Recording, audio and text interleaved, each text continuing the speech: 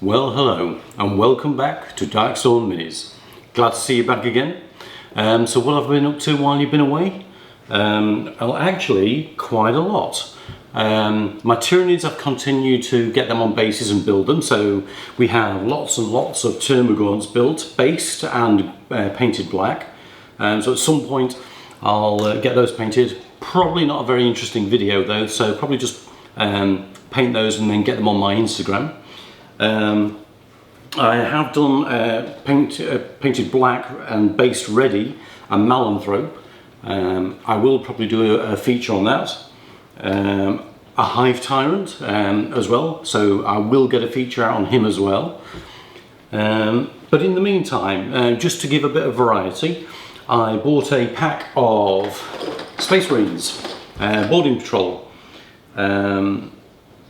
from one of my nearby local stores, and there's some interesting figures on there, but I've gone with basic to start with. I have in my life painted ever 2 Space Marines, so I'm not going to pretend to be a master at painting Space Marines. What I'm going to do is apply the techniques I know to try and get the colour schemes that you guys are looking for. So I'm going to do Ultramarines. I've base coated one in a brown, and that will go to be Imperial Fists. I base coated one in a blue, that will go towards being surprisingly a Black Templar. And then I've got another one which I'm not sure yet, but we'll leave that as a surprise. I'm going to take one video for each, and I'm going to work through the Space Marines and just have a play. Probably do Blood Angels, that's a nice one. So we'll do one of each of those. I have also painted and put together 3 Necron Destroyers, which are beautiful models. I'm looking at making a Necron army, so I'm sure that would make a very nice video. So I'll put a video together about the Necron Destroyers. I will probably paint one first. As of yet, I have no idea what colour scheme to go with, so I need to think about that one. And then finally, my Tyranids. I've painted 2 with the big guns, and then there's the unit leader or lookout, whatever you want to see him as. And I thought, they've got the guns, this guy's got like a weedy little gun that has no range. What useful thing could he be doing? So I'm calling him a spotter for the unit. So I have actually raised his arm up, and I've actually converted his finger. And I know I promised to start with I wasn't going to do any converting, but it's a very simple one. So I've put his finger pointing out as though the target's over there, guys. Or maybe he's just thinking to them with the hive mind and his link. So yeah, I think that'll make a nice miniature to finish off the group.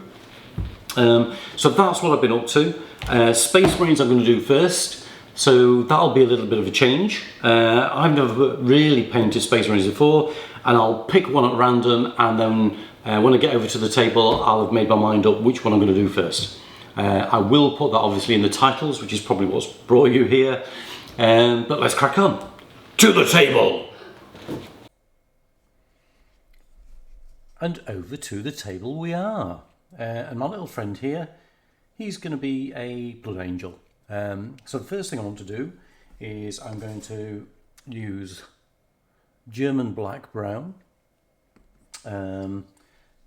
Got a little bit mixed up just ready here, and that's going to set the background. And I'm just going to go all around the model and just wash him in brown. Now the other way to actually paint this type of a colour, red, is you could paint the whole miniature red and then fill in with shades and work your way up to highlights from there. Probably a little bit of an easier way to go, or you can take the hard way. Don't know quite necessarily why I've chosen to go the hard way, but I'm going to go all the way from browns and blacks all the way through the shades, building up the colours as I go. So I am thinking this is the way I would like to paint it, so just taking you on that journey, you can see whether it's an option for you. Certainly a viable way to paint. and we'll see what happens as we explore.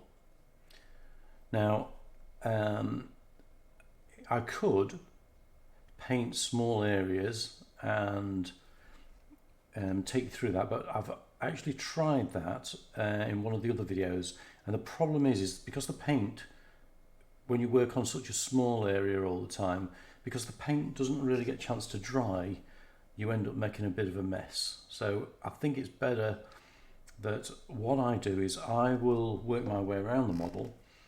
You don't necessarily have to stay for all that. I can edit that out, but I can just give you a bit of an idea what I'm doing, and show you just how I work around it. And this is going to be the furthest away colour, sat in all the recesses. This is going to describe to the observer that this guy has been on the march for several months. This is the dirt and the grime in the background of his armour that we will leave in place and show through, so that you can see that this is very much a guy who's been on the battlefield. And then the reds will come over the top and they will show you what his normal armour looks like when he is fresh out of the drop pod. But we will definitely know by the textures that we apply and the battle damage that we apply later that this guy is not fresh out of the drop pod. This guy has seen some action and is definitely part of a fighting force. So I'm just going to work around the rest of the miniature and just pop this base coat on. I have only in the past painted two other Marines. I painted Dante some 20 years ago for my little boy when he was collecting Blood Angels.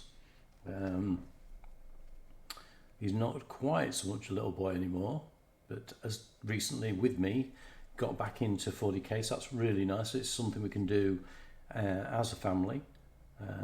So that's an enjoyable part of the pastime as well. And then the other miniature I painted was probably about 3 years ago, and that was just as an exercise in painting. It wasn't anything else, and that was an ultramarine I painted. So we'll see what I remember, and we'll see how this goes. So I'll just plod around the rest of the miniature, and I will see you in by the power of video, maybe a few seconds away. Okay, so we're back, and he looks like he's been out in the field running around for a little while now, and he's absolutely caked in mud. Maybe we've been doing a bit of marine mud wrestling, and now we've got to turn him into a blood angel. So the first thing we're going to do is we're going to keep some of the German mud, or German black brown, and we're going to mix it to some gory red. So we've got gory red, we'll take some over there,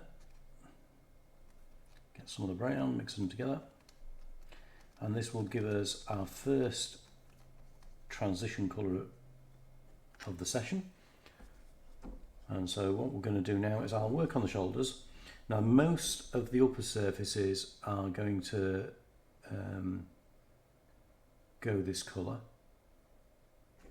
and we're going to come away from the corner and leave the corner quite dark. So I'm painting up and away from the corner, pushing the paint away from the corner and up onto the upper surface, a little bit across the bottom here, and then we'll push from the base up and across, leaving little bits of brown in the corner just as a memory of where he's been.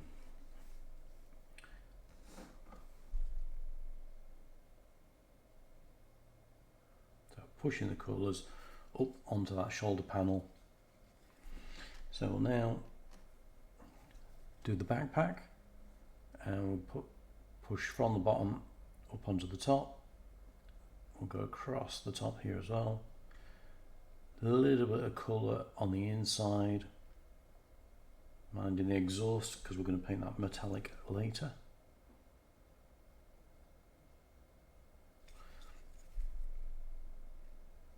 And one of the things we're going to do here is on the backpack, so the light's striking the top, so the top obvious, that's going to go nice big band of colour across the top where the light is catching whatever is available colour wise on the top. Okay, and then as we come down we're going to give it a little bit less colour, but on this griddle here the light would actually cover the back edge. So what we'll do is we'll push lots of colour onto that back edge, it's only gently, and then, and bearing in mind this is only our first layer, so we can be fairly liberal with most of our colours in most of our areas, but what we want to do is keep those dirtier sections brown. This is top edge though, this circle here, that's going to catch a lot of light, so we want lots of colour on there, and then as we come down the bottom, gentler strokes. And what I'm going to do is I'm going to set myself a little rule, and the rule will be this: anything from above gets a good liberal coating of colour, and then as we come down that object, that panel, that section, that gun, whatever it is I'm painting at the time, as we come down that section we use less and less paint and we push the colour away from the corner, leaving a little border all the way around. And we're coming away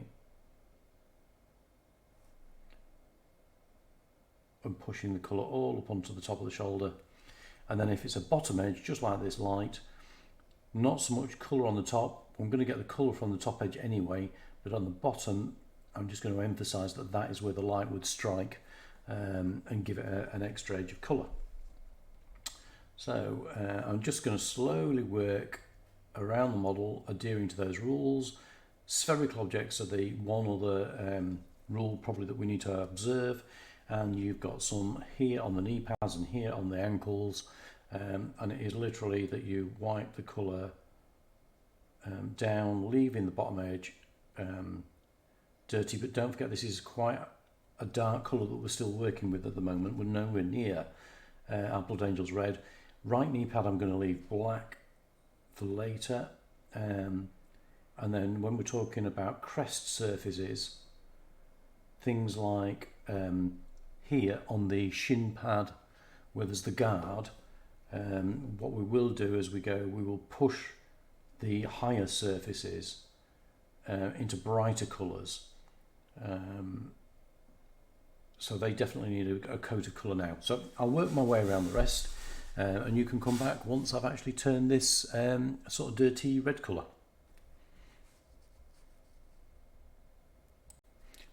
So we've gone from muddy to dirty red, and now we're going to actually start to see some real red coming through.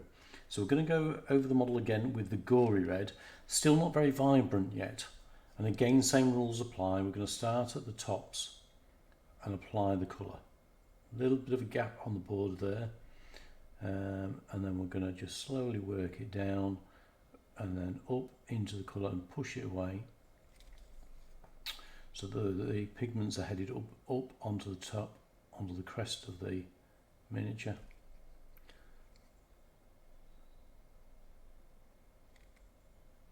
And exactly all the same rules apply as in the last section, but to a very slightly smaller area than last time. We'll set ourselves up already thinking about this front ring here, because we're going to want to push the colours on the top and a little edge around the front. We'll join that up on the inside, and we'll also paint that little lip on the inside as well. We'll set that up with colour. We'll set the inner rim as well, that would see a little bit of light, and we'll paint the back edge. Okay, so even if we're not currently painting it with colour, if we went over the darker areas with red compared to the red areas with red, then that would give us a brighter area. If we went over the red areas with a colour than the dark areas. So we're already sort of setting where we want the shades and things like that as well. Oh my goodness, there's a huge blob of colour there. Let's just wipe that off. There we go. I'm trying to be a little bit more careful. Just going to come down the edge of this armour and then onto the other shoulder, and again setting the colour on the top very high, and then stroking up and away, bringing the colour up onto the top of the shoulder.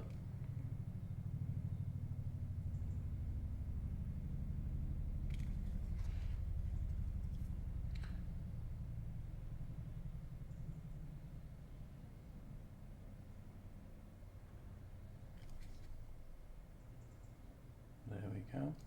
Tiny little border at the top just to where dust and rubble would have settled. And then just as previously we did, when we get onto the top, bright line of colour on the top aspect.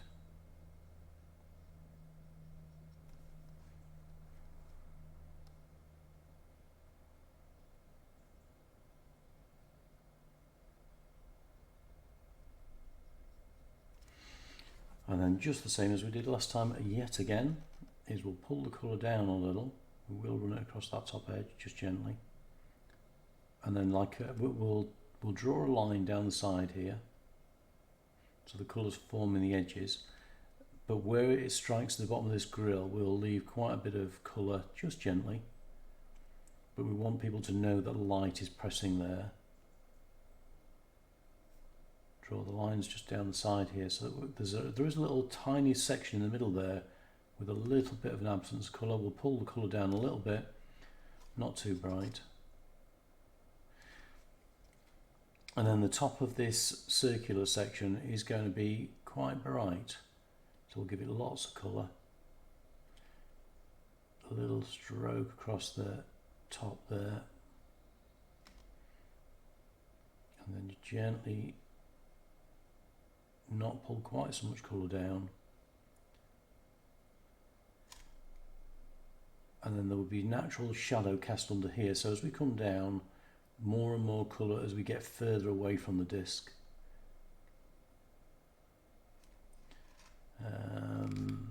I'm going to do that all metallic later, so we'll leave that.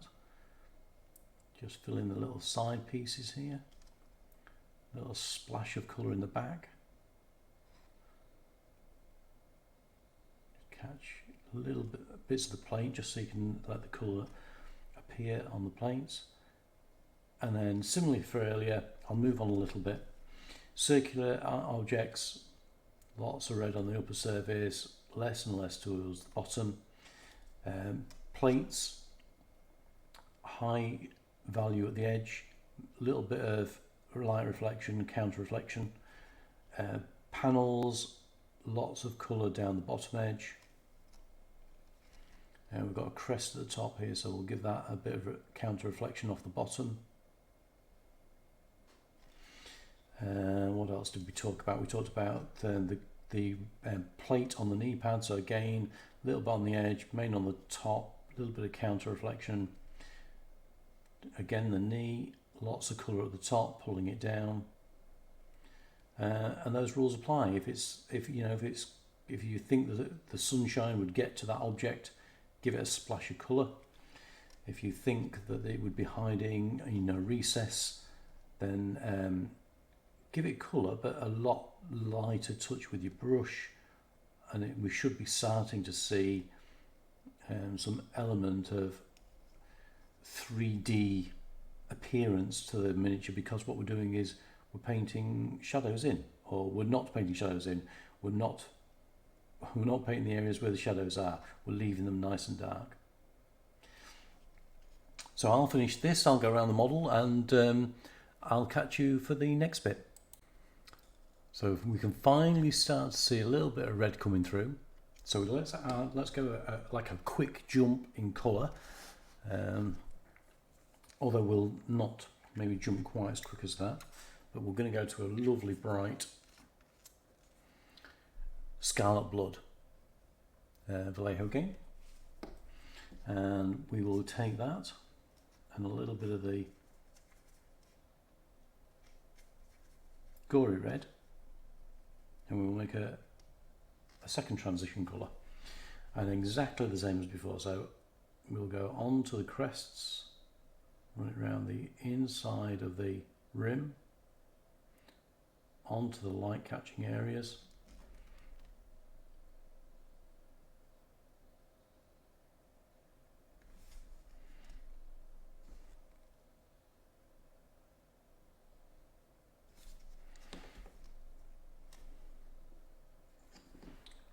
catch that a little bit the inside of the helmet again, inside of the armour again.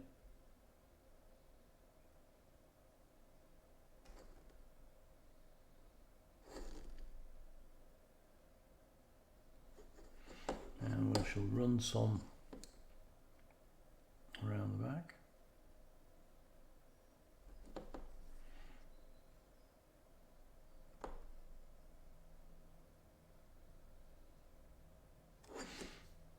And then just the same as before on the shoulder pads. Now I think what we'll do is we will add a little bit of water to this, because this is quite a vibrant colour, and I think we run the danger of making too strong a transition if we're not careful. And I think we will just stroke all the colour up onto the top.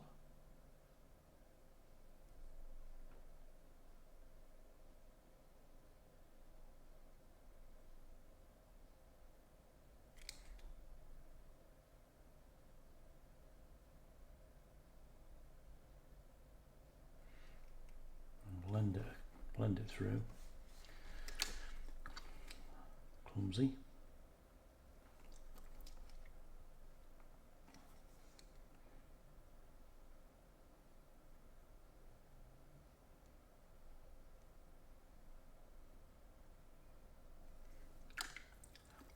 Just clean the brush a little bit, take some of the old colour and blend it in.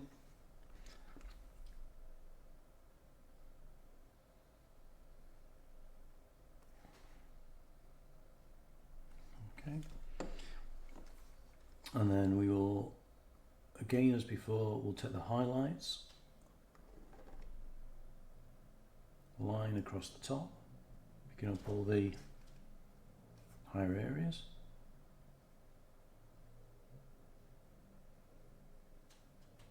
But leaving a little gap around them just to give us a semblance of 3D-ness. And we'll bring those colours down the edge, down the edge, strong towards the base here again on the grill, just gently tapping at it, down both edges again. Already getting those edge highlights drawn. And then we'll come across onto here, pull the colour away from the bottom edge.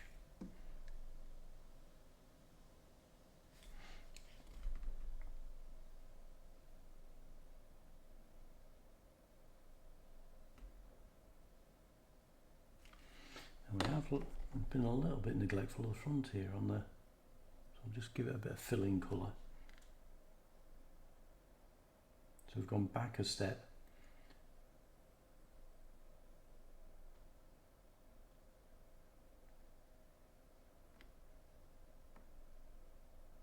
That's it, and then we'll come forward back into this colour, and we'll again bringing the colour up onto the shoulder.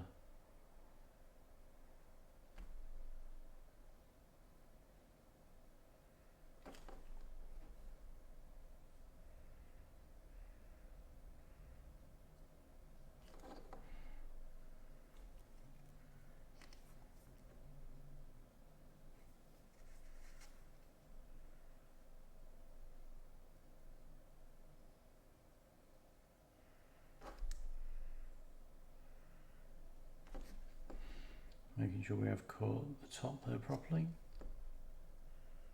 And then the same rules as before with this colour. So as we do spherical objects, like the ankle,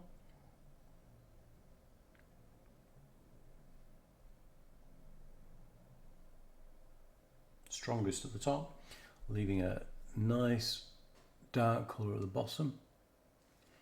Panels, we're now coming right to the edges of the panels and leaving quite a nice layer of black in the recess.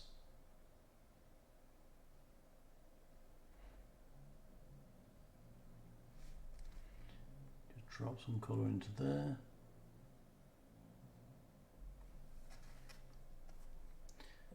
A little edge on here as well. Let the viewer know that all of it was red armour.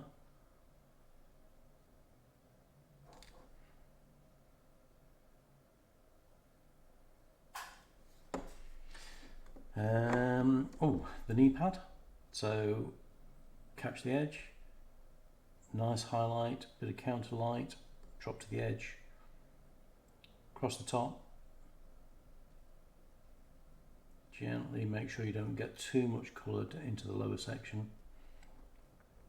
And then literally we're going to work our way around the model again. So I'll finish again and I'll catch you as we get closer to the highlights.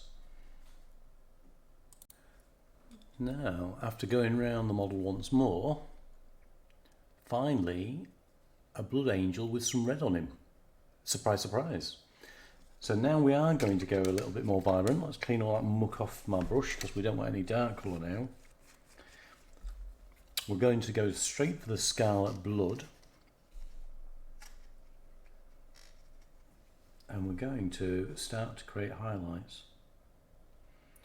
Not final highlights, but highlights nonetheless. Some vivid colour for a change.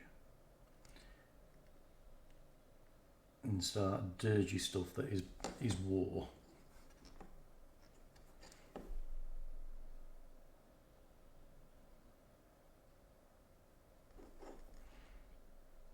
Now, because we've painted so many layers of dark and it's still wet, this will actually sink in a little bit and it will go darker. But we haven't done with the highlights yet, so we are going to set some more vivid colours. Same rules apply as before, we're just covering a little bit less area each time. So lots and lots of colour on the top, and then as we come down we start to use a little bit less. And ideally we're striking, oh dear, that was a bit generous. We're striking the colour up onto the shoulder.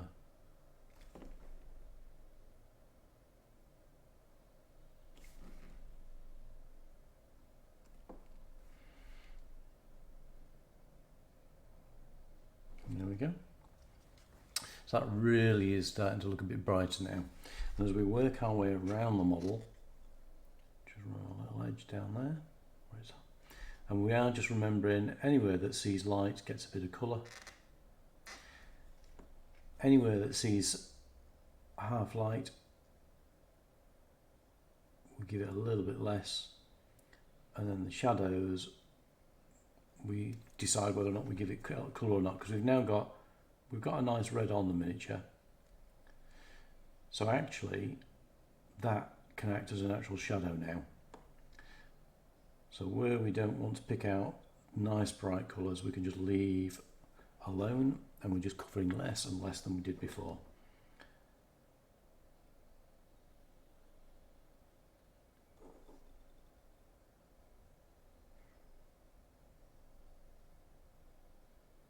Anything that stands a little bit proud. So the knee pad, nice highlight, little counter highlight edge, counter highlight edge, and not to forget the cod piece. Okay, how are we going with these colours? Let's have a little bit there, just on the edge of here.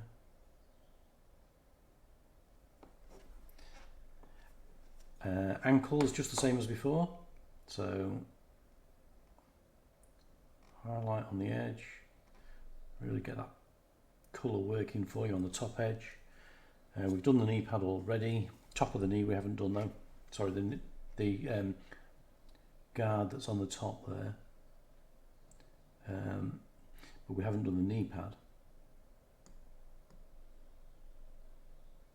So lower surface of the knee looking really dark. We'll just push the colour a little bit more here. And then as you come down, we want edge highlight down this panel, and then bring the colour in and let it disappear and I've sort of left a little black line there as well, but let it disappear as we come around the corner. Tiny, tiny edge highlight on the edge of here and across the bottom edge.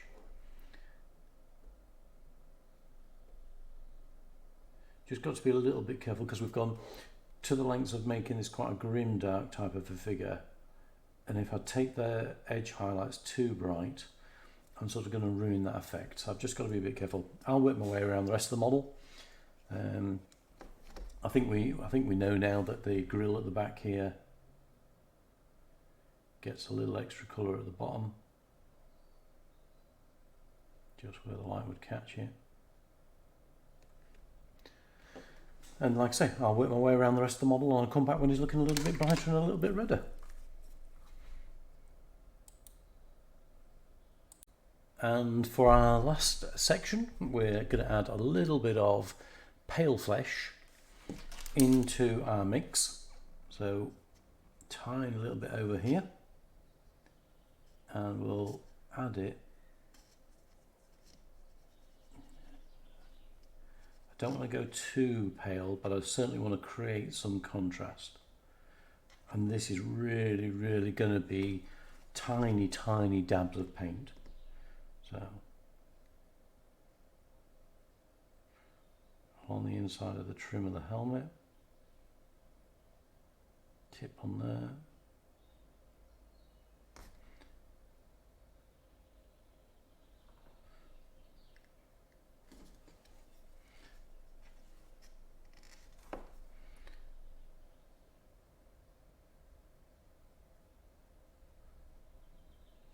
Again, doesn't want to be too tidy. It wants to be a little bit in almost.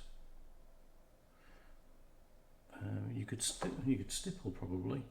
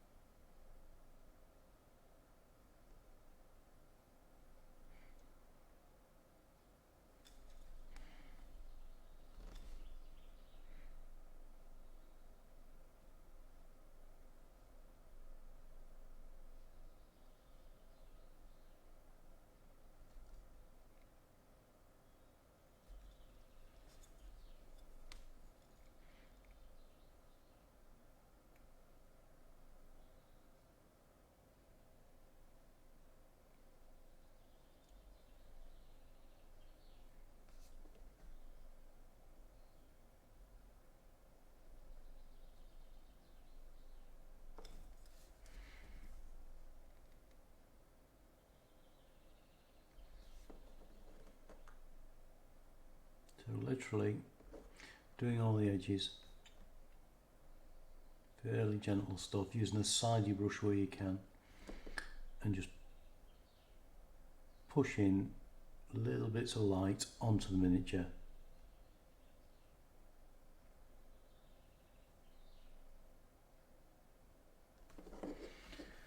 Just to create those final little pushes of highlight. Not too many of them though, because it is quite a pale colour on this red.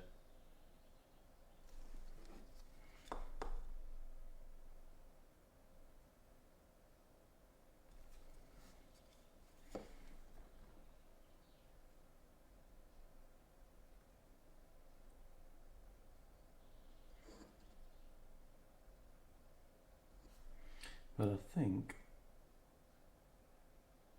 that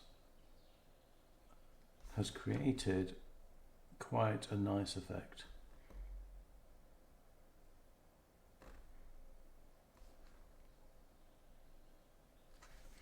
Okay, so I think there's a little bit of tidying up you could maybe do here, but on the whole this is not a bad effect.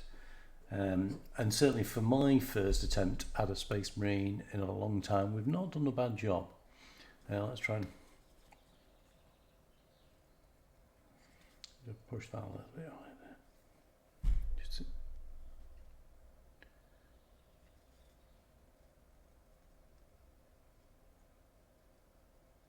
okay. And I wonder if I can, let me just turn the lighting down a little bit, because I think it's washing the colour out a little bit. And